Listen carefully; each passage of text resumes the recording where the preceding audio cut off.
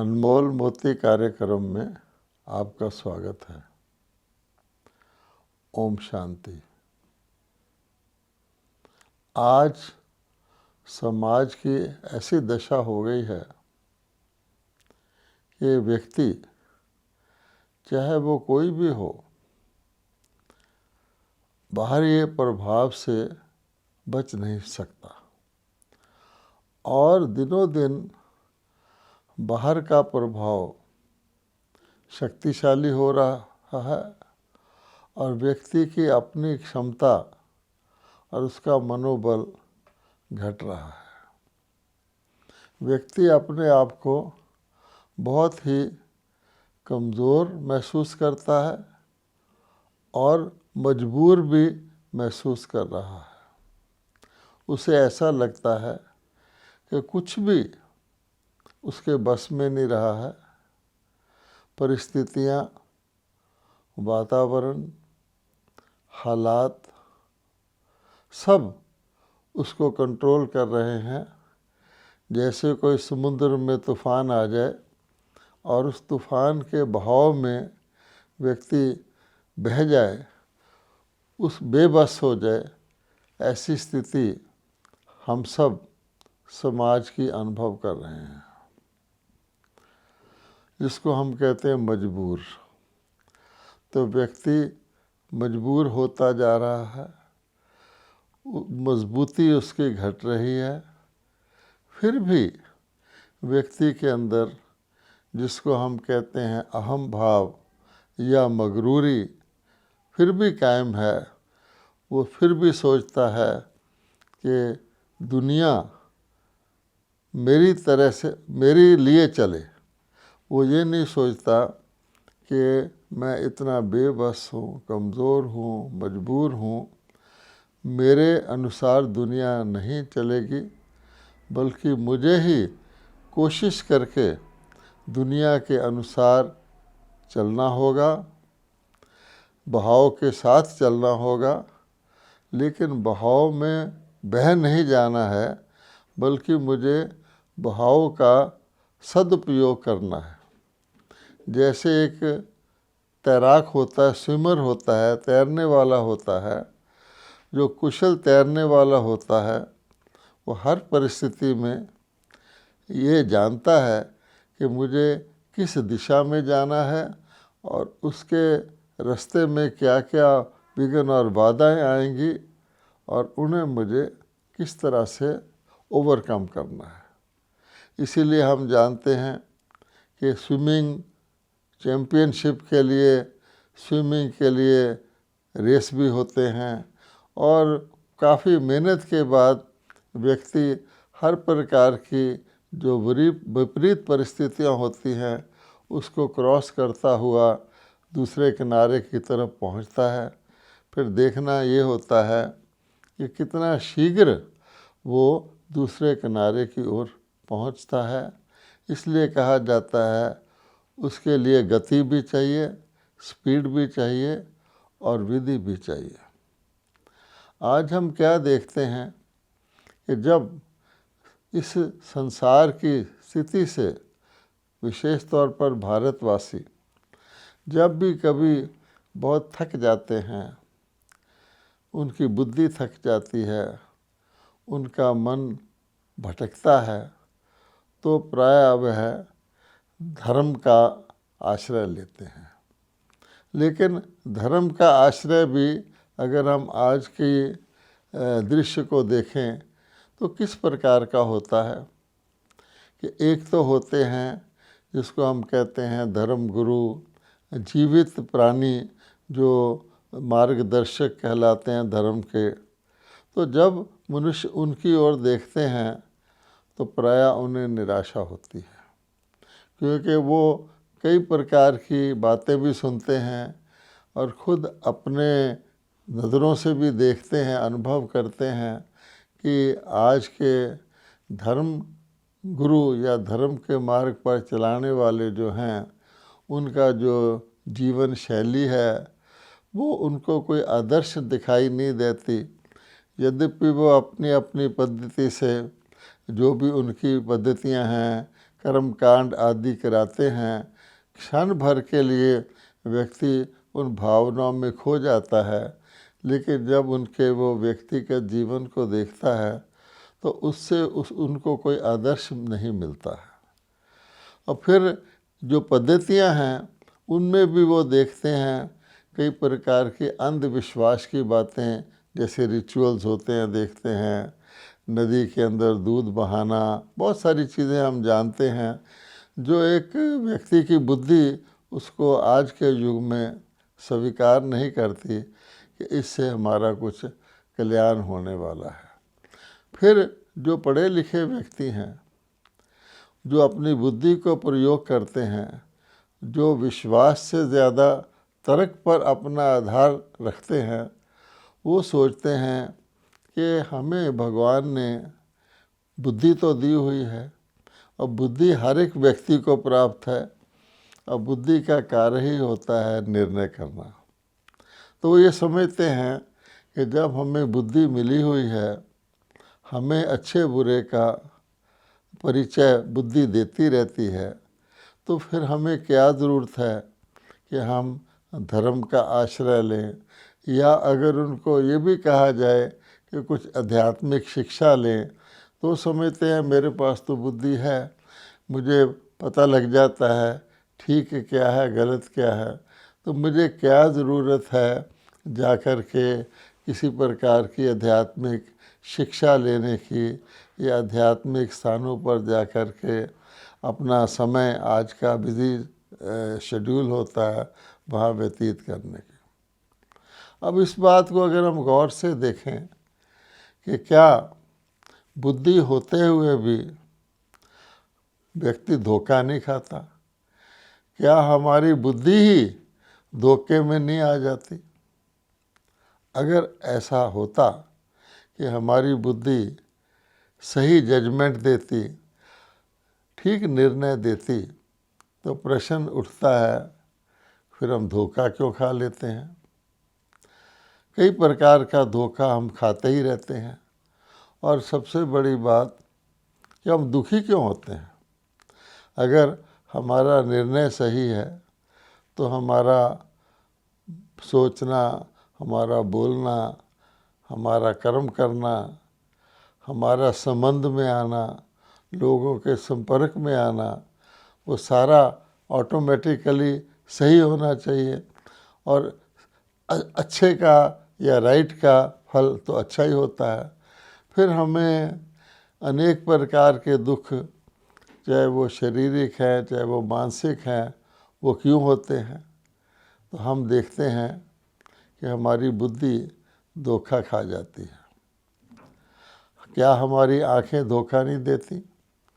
हमारी आँखें बाहरी वस्तुओं को देख कर के या तो आकर्षण में आ जाती हैं, या भय में आ जाती हैं, या चिंता में आ जाती हैं, और जब बुद्धि तक वो सिग्नल पहुंचता है तो हमारी बुद्धि धोखा खा देती है। कई बार आंखें आकर्षण में आ जाती हैं, जबकि कहा जाता है अपीयरेंसेस आर डिसेप्टिव, जो दिखता है वो नहीं होता है। क्या हमारी ज़बान हमें धोखा नहीं देती? हमारी जो जिह्वा जो स्वाद लेती है, क्या उस स्वाद के आधार पर हमारी बुद्धि हमको रोकती है कि हम किसी वस्तु का अधिक सेवन कर लेते हैं, या जो हमारे लिए उपयोगी होती है उसका सेवन करने की हमारे अंदर इच्छा कम हो जाती है? क्या हमारे कान हमें धोखा नहीं देते हैं?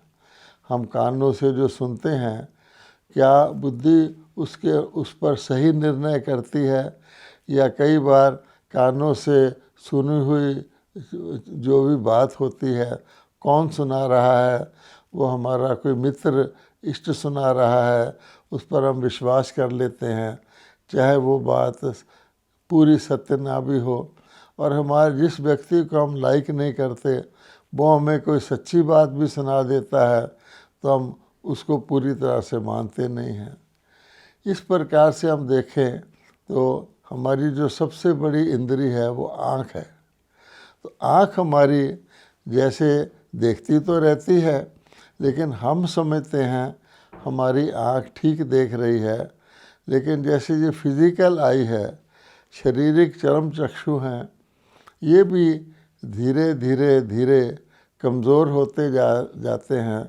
देखती तो रहती है आँख, किसी व्यक्ति की आँख कमज़ोर है वो भी देख रहा है, लेकिन उसको ये पता नहीं पड़ता है कि मैं किस हद तक मेरी आँख कमज़ोर हो गई है और उसी अनुसार मैं देख रहा हूँ।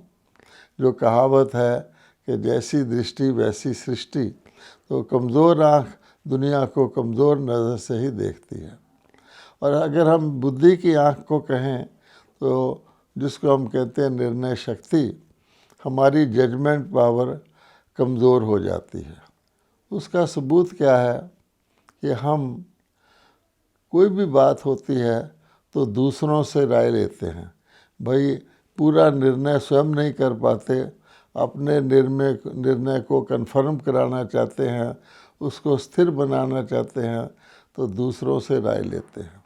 अब हम किन से राय लेते हैं वो भी एक बात आ जाती है कि जिनको हम पसंद करते हैं, उनकी राय हम लेते हैं, तो इसको कहा जाता है कि परमत, यानी अपनी मत की एडिशन में उसको सपोर्ट के लिए हम दूसरे से मत लेते हैं, या फिर जो बुद्धि का काम है वो मन से करने की कोशिश करते हैं, जिसको कहा जाता है मन मत मन मर्जी।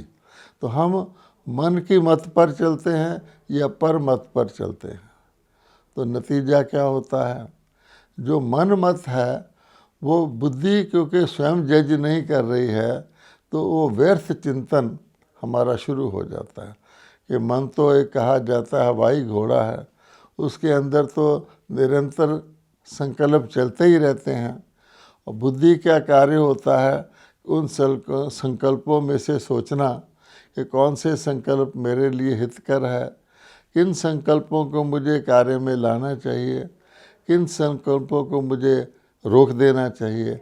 लेकिन जब व्यक्ति मन मत पर चल पड़ता है तो मन से बुद्धि का काम लेने की कोशिश करता है, तो हम देखेंगे, हमारा अनुभव है कि हमारे व्यर्थ संकल्प जो हैं वो बहुत चलते हैं और व्यर्थ संकल्पों की स्पीड बहुत तेज़ होती है।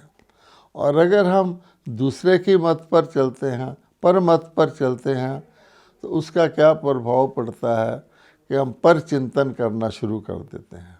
अर्थात जो दूसरे हमको राय देते हैं उसके आधार पर हम जजमेंट करना शुरू कर देते हैं, अपनी बुद्धि से काम नहीं लेते। तो ये कहावत प्रसिद्ध है कि पर चिंतन पतन की जड़ है और स्वचिंतन उन्नति की सीढ़ी है। अगर हम अपनी बुद्धि के आधार पर चलते हैं तो हमारी उन्नति होती है, और अगर दूसरे की मत पर चलते हैं तो हमारा और पतन हो जाता है। तो नतीजा क्या होता है कि हमारी बुद्धि और कमज़ोर हो जाती है। कोई व्यक्ति सपोर्ट लेके चलता है, सेल्फ सपोर्टिंग नहीं होता है, तो सपोर्ट क्योंकि दूसरे की होती है वो सेकेंडरी होती है, इस कारण से बुद्धि और कमज़ोर हो जाती है। अब बुद्धि और कमज़ोर होने के कारण हमारा मन और आउट ऑफ कंट्रोल हो जाता है, उसके संकल्प जो है तेज़ स्पीड से चलने लगते हैं और बुद्धि फिर हमारी भटकनी शुरू कर देती है। अर्थात जो बुद्धि का काम, जो निर्णय के लिए सबसे बड़ी शक्ति चाहिए, जिसको कहते हैं एकाग्र बुद्धि, तो अगर बुद्धि की एकाग्रता घट जाती है, बुद्धि भटकने लगती है, तो जो रही सही उसकी निर्णय शक्ति है वो और भी ज़्यादा घट जाती है। अब हम सिंपल एक उदाहरण को लेकर ये समझने की कोशिश करते हैं कि धीरे धीरे हमारी बुद्धि तो रहती है, लेकिन वो बुद्धि धीरे धीरे कैसे कमज़ोर होती है, उसका अगर हम सिंपल उदाहरण लें तो हम जानते हैं कि भारत के अंदर मनुष्य कर्मों की गति को सबसे ज़्यादा जानते हैं, क्योंकि भारत के अंदर ये संस्कार है हर आत्मा के अंदर कि जैसा करोगे वैसा पाओगे। दुनिया भी इसको जानती है, लेकिन सबसे ज़्यादा भारतवासी, क्योंकि हमारी सभ्यता संस्कृति ऐसी है, इस बात का ध्यान रखते हैं।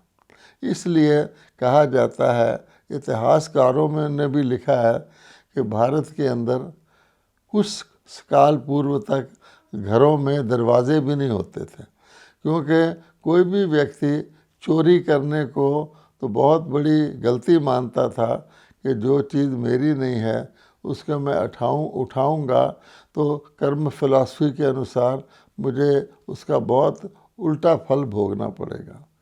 अच्छा, तो भारतवासी चोरी करते ही नहीं थे। फिर धीरे धीरे गिरावट आई तो मनुष्यों ने चोरी करनी शुरू की, और चोरी के लिए कहा जाता है, चाहे चोरी लख की हो चाहे कख की हो, चोरी तो चोरी ही है। आज तो हम जानते हैं मनुष्य कितनी प्रकार की चोरी करते हैं। सबसे सूक्ष्म चोरी है काम चोर, कि किसी व्यक्ति को कोई कार्य करना है तो वो अपने आलस्य वश या अलबेलेपन के वश काम नहीं करता है। अब कई जगह ये तो हम हर जगह पाते हैं, कोई व्यक्ति किसी को एम्प्लॉय करता है, काम करो, तो मालिक चाहता है कि मैं इसको कम से कम पैसा दूं और ये ज़्यादा से ज़्यादा काम करे, और वो व्यक्ति सोचता है मुझे ज़्यादा से ज़्यादा पैसा ले लूं और कम से कम काम करूं। अनेक प्रकार की चोरी करते हैं। अब हम एक नॉर्मल चोर को अपने सामने लाएं, एक व्यक्ति चोर है, उसका काम ही चोरी करना है। अब एक दिन वो चोरी करता हुआ पकड़ा जाता है। अब उसके पास जो भी चोर होता है वो अपने आप पास किसी न किसी तरह का हथियार लेकर, छुरा लेकर, पिस्तौल लेकर जाता है अपने बचाव के लिए। लेकिन उस व्यक्ति ने कभी खून नहीं किया है, किसी को जख्मी नहीं किया है, वो डाकू नहीं है। इसलिए जो चोर होगा पहली बार जब वो पकड़ा जाएगा तो जेल में जाना पसंद करेगा, उसका हाथ नहीं चलेगा छुरा मार करके किसी का खून कर दे या किसी को पिस्टल चला दे। लेकिन हम देखते हैं फिर ऐसी परिस्थिति भी आती है कि चोर अपनी जान बचाने के लिए पहली बार छुरा मार कर या गला घोंट कर जिसके घर चोरी करने गया उसको मार डालता है, या अगर उसके पास पिस्टल है चला देता है। तो उस वक़्त पहली बार उसको बहुत अजीब सा लगता है, क्योंकि चोरी एक कम तरह की अपराध है और खून करना एक आत्मा को बहुत बड़ा दुख देता है। जब वो देखता है मैंने इसका गला दबाया, ये व्यक्ति मर गया, तो उस समय आप देखेंगे उसकी बुद्धि उसको रोकती है कि ये तुमने बहुत गलत काम किया है। लेकिन अगर कोई व्यक्ति 2-3 बार खून कर लेता है, जैसे 2-3 बार चोरी कर लेता है तो उसको चोरी करने खराब नहीं लगता, बहुत बारी चोरी करता है तो उसको चोरी करना बिल्कुल ही ख़राब नहीं लगता। ऐसे जब वो खून करता है तो उसको पहली 2-3 बार खून करने का लिए पश्चाताप होता है। फिर वो समझिए डाकू बन जाता है, किसी को मार डालना उसके लिए साधारण काम है।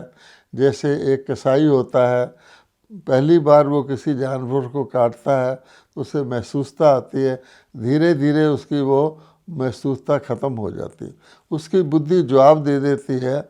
उस काम को तो वो समझता है इसमें कोई फील ही नहीं होता। हाँ, उससे आगे कोई और नीचे का गुनाह करता है तब उसको फीलिंग आती है। अब आप देखिए एक व्यक्ति डाकू बन जाता है और कहीं भी जाता है, लोग उसको घेरने की कोशिश करते हैं तो बंदूक पिस्तौल मार के कईयों का खून कर देता है। फिर भी अगर वो देखता है कि ऐसे ऐसे पिस्टल चला रहा है और उन क्राउड में उसका चाचा है तो वो कहता है अरे मेरा चाचा, और अपने साथियों को भी कहता है देखो मेरे चाचे को नहीं मारना।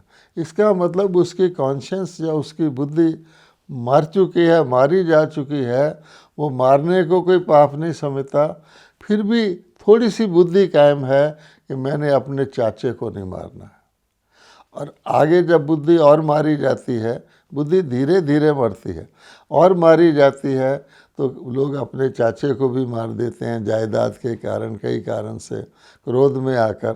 तो इसलिए आप देखेंगे बुद्धि धीरे धीरे मरती है।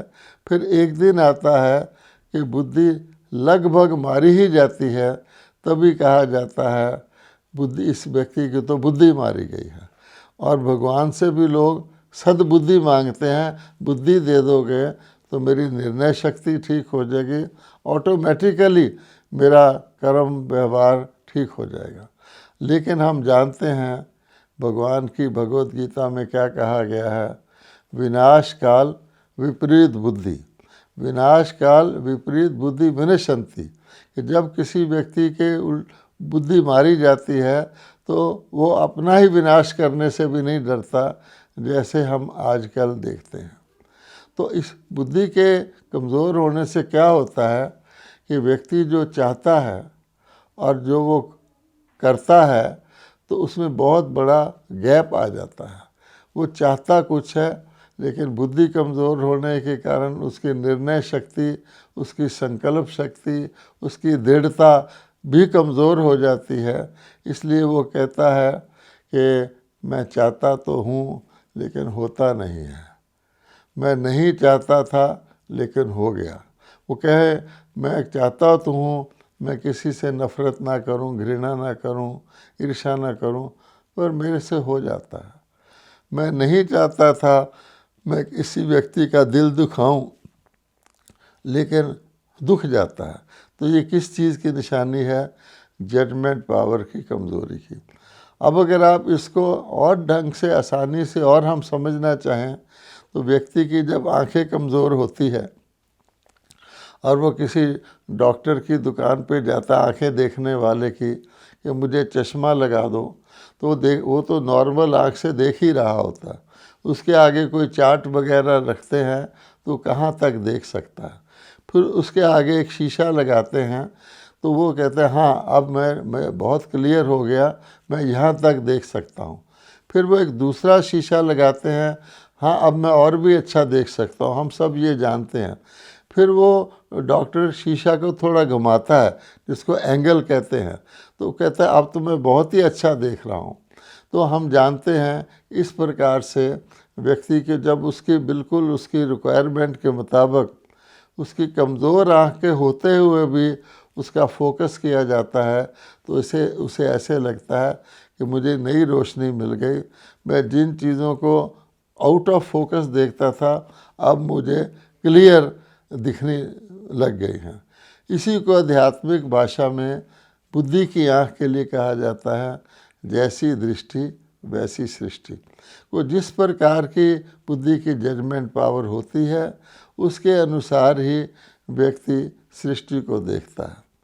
इसलिए कहा गया है कि अगर हम अपना दिल साफ रखें, माइंड को क्लीन रखें और बुद्धि को क्लियर रखें तो हमारी जीवन यात्रा की गति और उसकी विधि ठीक रहती है। जैसे कोई कार होती है तो कार की अगर आगे जो हेडलाइट लगी होती है वो ठीक है तो कार को आप तेज़ भी चलाएंगे तो किसी खड्डे में नहीं गिरेंगे। लेकिन अगर हेडलाइट ऑफ हो जाए तो व्यक्ति की स्पीड से कहीं का कहीं पहुंच सकता है। तो आप देखेंगे जब अंधकार होता है तो व्यक्ति बहुत धीरे धीरे चलता है, फूंक फूंक कर चलता है, ये टटोल टटोल कर चलता है। उसके आगे कोई लाइट मिल जाए तो उसके पीछे पीछे चलता है। तो कहने का भाव ये है कि दिल को हम अगर दर्पण गिनें, कहते भी है ना दिल एक मंदिर है, मंदिर को साफ रखा जाता है। दिल एक दर्पण है जिससे साफ दिल से व्यक्ति साफ देख सकता है। एक गीत भी बनाया हुआ किसी ने कि आईना साफ किया तो मैं साफ नज़र आया। अगर मैं जो हूँ वो भी अगर आईने के ऊपर किसी प्रकार की हल्की सी धूल है या मैल है तो मैं अपने आप को भी स्वयं ठीक तरह से नहीं देख सकता हूँ, अर्थात ठीक तरह से जज नहीं कर सकता हूँ। अगर मैं अपने आप को ठीक तरह से जज करूँगा, देख पाऊँगा, तो दूसरों को भी मैं उसी प्रकार से ठीक तरह से देख पाऊँगा। और परमात्मा को देखने के लिए भी कहा जाता है कि मैं खुद को साफ रखूँगा तो साफ दिल पर कहा जाता है सच्ची दिल पर साहब राजी वो होता है। इसलिए के लिए हमें क्या करना पड़ेगा कि ये वन टाइम बात नहीं है, हमें बार बार अपने आप को चेक करना पड़ेगा, क्योंकि हर व्यक्ति समझता है मैं ठीक देख रहा हूँ, लेकिन मैं ठीक तो देख रहा हूँ, लेकिन जैसी मेरी बुद्धि है, जितनी कमज़ोर है, उसके अनुसार ही ठीक देख रहा हूँ। हमें और ज़्यादा ठीक देखने के लिए हमें बुद्धि को क्लियर रखना है, यानी भटकने से बचाना है, एकाग्र करना है, और उसके लिए मन को क्लीन रखना है, क्योंकि मन ही बुद्धि के द्वारा देखता है। लेकिन गलती क्या हो जाती है कि कहा जाता है अपनी अकल और दूसरे की दौलत हर एक को ज़्यादा लगती है। तो हम देखते हैं हर व्यक्ति ये सोचता है, एक स्वाभाविक है, मैं बहुत अक्लमंद हूँ, मेरे जैसी बुद्धि किसी की नहीं है। इसलिए आप देखेंगे आजकल जो जितना भी वाद विवाद होता रहता है फालतू का, उसका यही कारण है कि हर व्यक्ति अपनी बुद्धि को बीच में लाता है, तो बुद्धियाँ आपस में लड़ने लग जाती हैं, बुद्धियाँ लड़ाते हैं व्यक्ति। इसलिए भगवान कहते हैं ऐसी दशा लगभग सभी की हो गई है। बुद्धि है भी तो बुद्धि का सदुपयोग करना, बुद्धि को राइट दिशा में लगाना, बुद्धि में स्वीकार करने की शक्ति लाना, ये एक बात है। वरना वही बुद्धि कहा जाता है व्यक्ति को तख्त पर बिठा देती है, और वही बुद्धि व्यक्ति को तख्ते पर चढ़ा देती है। वही बुद्धि व्यक्ति को मनुष्य से देवता बना सकती है, और वही बुद्धि मनुष्य को परमाणु शस्त्र बनवा करके सृष्टि का विनाश भी करवा सकती है। कहते हैं ना, विनाश काले प्रीत बुद्धि विजयंती और विनाश काले विपरीत बुद्धि विनशंति। इसलिए भगवान कहते हैं तीसरी आँख, जिसको कहा जाता है थर्ड आई, यानी जो आत्मा की आँख है, अगर आत्मा शक्तिशाली हो जाती है तो फिर ये आँखें भी ठीक देखती हैं, ये बुद्धि भी ठीक जजमेंट करती है, और तीसरी आँख प्रदान करने वाला परमात्मा को कहा गया है। अर्थात अगर हम अपनी बुद्धि को परमात्मा से लगाते हैं तो परमात्मा हमारी बुद्धि को पवित्रता देते हैं, शक्ति देते हैं, और फिर हमारी निर्णय शक्ति सही काम करने लगती है। पर ये लगातार करना है, और जितना हम करते जाएंगे हमारी निर्णय शक्ति अच्छी होती जाएगी। ओम शांति।